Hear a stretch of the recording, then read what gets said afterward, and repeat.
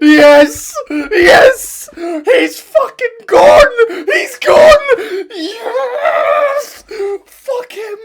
Get out of here! Never come back to the sport again. Oh, he's fucking gone. That's what I'm talking about.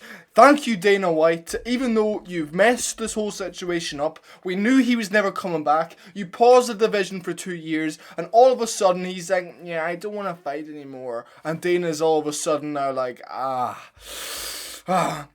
is the greatest of all time.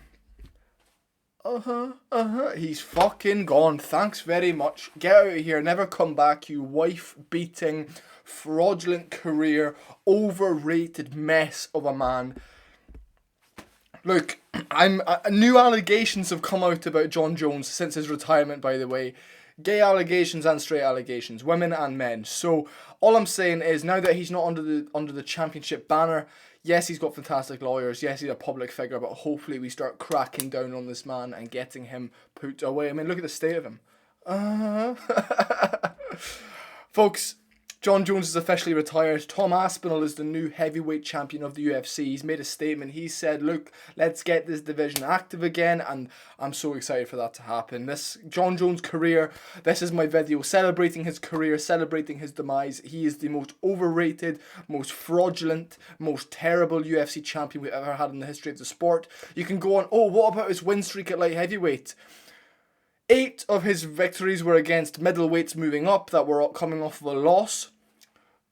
3 of them were against Daniel Cormier. 2 of them were against Daniel Cormier. Daniel Cormier was 78 years older than him.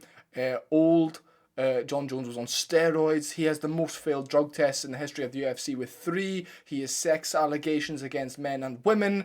He raped people. He abused people. He had cocaine in his car. He had a pregnant lady with that car. He ran off. And what else? Oh yeah. He's gay. Guys, there's so much we can talk about this man's career, right? Look, he's going to go down as one of the greatest ever. However, the whole career is completely fraudulent. A lot of what fans say about him is completely fabricated. The man is a woman beater, first of all, and people still stand up for him and say, oh, all this channel is a Jon Jones hate channel. Guys, I don't give a fuck. If he abuses a woman, he deserves to be hated. Like, imagine having a wife and children, battering your wife to a pulp. She's bleeding. She can barely see out of both of her eyes in a hotel room, in a twin hotel room with your children in the room. Your children flee the room, run down to reception and have to get the hotel staff to call the police. And then you go back to playing Happy Families 2 weeks later, post on Instagram like you've never beat them up. Like, he's not a good guy. He deserves to be hated. And he ruined the UFC for 2 years. It was an absolute embarrassment, a travesty.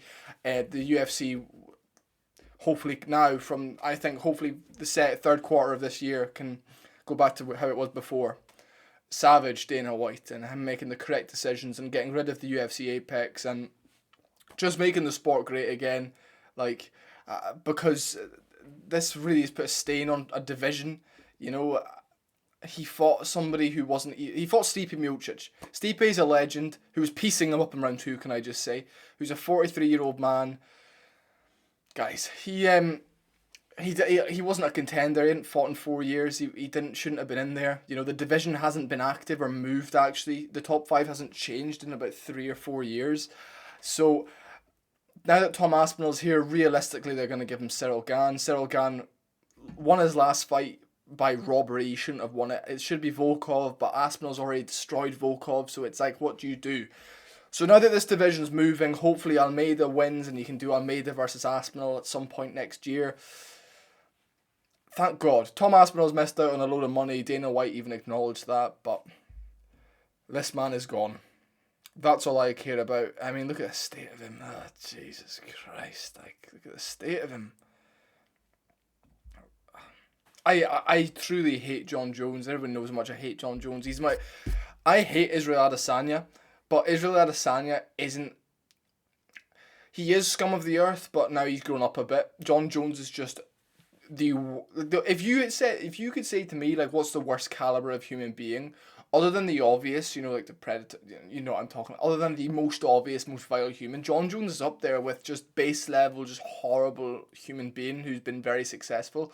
And this video, I know it's just going to be like a hate speech, but which he deserves. But let's talk about the man's career. You know my take on it. It's a completely overhyped, overrated, fraudulent career, and all he's going to be remembered for now is ducking Tom Aspinall. And you know, we've got all the allegations of him, USADA drug testers turning up to his training camp unannounced. Jon Jones hides underneath the cage until they go. And people witness this, and we know what happened, and Jon Jones blamed all of his steroids on dick pills that he took. And you know, so a man in probably the most prime physical condition you could be in as a human being, highest testosterone outside of camp you could probably get. You're having struggling getting it up, John? I don't believe that. Look, in a few of his fights, he was a chemically castrated male. You know, he had little to no testosterone in his body, as if it was castrated and it had been purposely removed. There must have been something else replacing that testosterone, and they weren't testing for it. But he cheated his whole career, and no one asks him about it to this day. Because you'd realistically get the answer of, we dealt with that at the time, da-da-da-da-da. He's a cheat. His brother is a NFL player, right? A football player who also tested positive for performance-enhancing drugs. You know, and it was after John did, so John probably was like, dude, I'm on this stuff. It's really fucking good for performance if you want to have it. That's realistically how that dynamic is and how that went, and John probably, or maybe it was you never know, maybe it was the brother, but I know they're very, very strict in the NFL, and he was caught as well. So they're both just scumbags, but guys, his career was terrible. Like, yes, he's made so much money, and obviously they offered him 30 million to fight Aspinall, and then he was like, oh, okay, he was going to Thailand to film a reality TV show, right? We know this. I'm going to make myself a bit bigger. We know he was going to Thailand to film a reality TV show, folks. However, I have no idea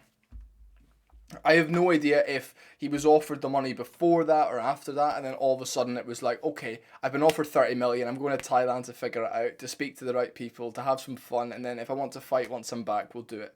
He's come back from Thailand, he's still scared of Aspinall, and we're not getting that fight. I'm never going to get that fight because he's officially retired. My one thing, right, that I think could potentially happen is if somebody now goes out here and beats Tom Aspinall. I pray it's not Cyril Gane. If Cyril Gane beats Tom Aspinall, obviously Jones beats Cyril Gane in a very fucking easy performance because Cyril Gane practically gave Jones the win, and it was almost as if it was like scripted or, I'm just coping maybe with that take. If Cyril Gane beats Aspinall, Jones will be like, see, I told you guys, look what I did to Gane. I didn't even have to fight Tom anyway. And then this narrative just goes away. Because MMA fans, as much as I love MMA and the fan bases, the MMA fans are very fickle, they're very forgetful, they're not very intelligent people. No offense, boys, they're not like me. Superhuman intelligence right here.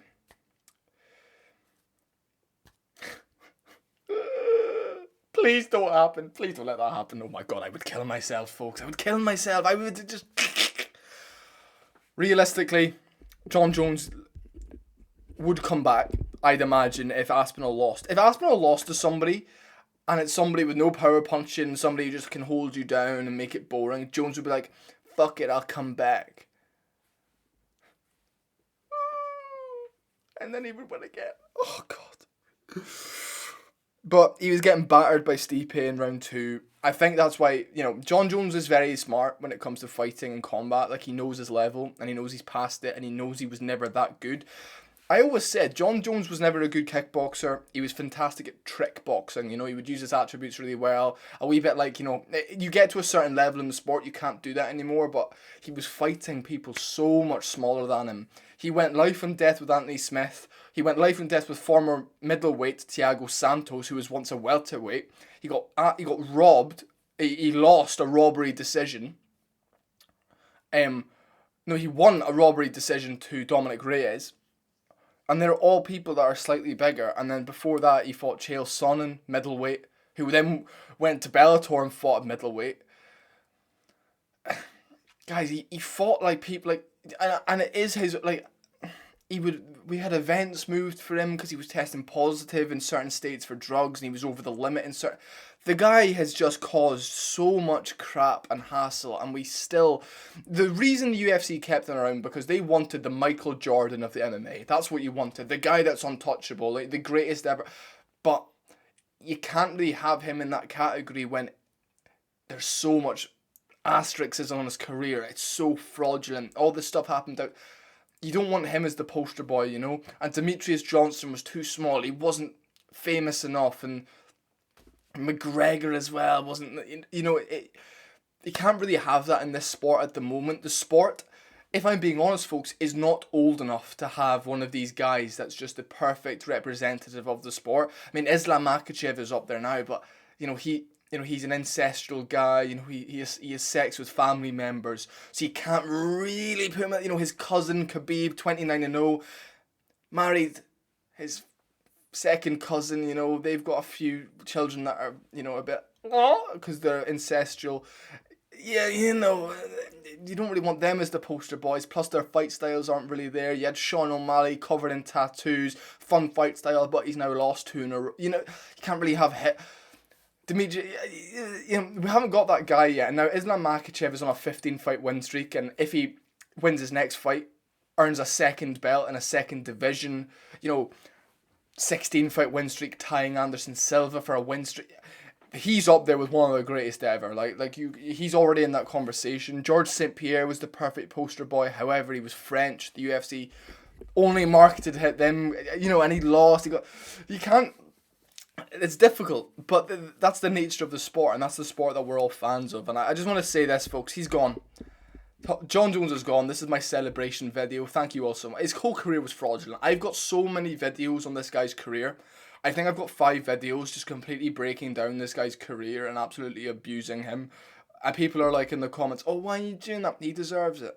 He's one of the worst human beings you could." Yeah, I mean, God. And also, folks, shout out to my friend, my good, probably best friend at this point, Stan Marsh. I'm going to put a link to his channel in the description. He's almost 300 days into his journey to the UFC. He's documented every single day. And if you want the first 290 days, they are behind the paywall now. However, I'd fucking hugely recommend it. His videos are insane. Watch every single one. He's a Chad. He's based, and he's just a solid cunt. So don't forget to go down below, subscribe to Stan. We all support each other around here. Stan's a big supporter of this channel. He watches the videos. I watch his videos. I met him out while training out in good old Thailand. And I know I've been slacking on the videos lately, folks. However, I've been working 6 a.m. to 4 p.m. every day, then training, and then it's night time, and I can't sit here and scream and shout about sexual assault to this camera, I'm probably going to make more videos on this topic. There's more allegations that have come out about Jon Jones, and you can best believe I will be here covering them. I want to say this, though, as fucking hurts me to say. Congratulations, Jon Jones, on your retirement. You have been a staple in the mixed martial arts world for the past 17 years at the top of the sport. It takes a very special type of individual to do that. I will give you your credit. I will give you your flowers. And it's even more impressive you still managed to collect wins and win a second championship while living the lifestyle that you lived. So fair play to you, brother. I will give you the respect, and this is what people. I'm not biased. I'm just real, and I hate him, but you can't. I know his career is fraudulent, and there's loads of asterisks. However, I have to give you the respect. Because, it's more than I will ever achieve in the sport. Realistically, you were a world champion at 21. I'm yet to make my MMA debut. So, all the best, folks. Like, comment, and subscribe. Every like is thanking the God that he's finally gone. And I can best believe Tom Aspinall is going to come here and sharpen up the UFC a wee bit. So I'm very happy that the heaviest division in our sport, the most scary division in our sport, is back on track, and we don't have that representing it anymore. Thanks for watching, folks. Catch you later.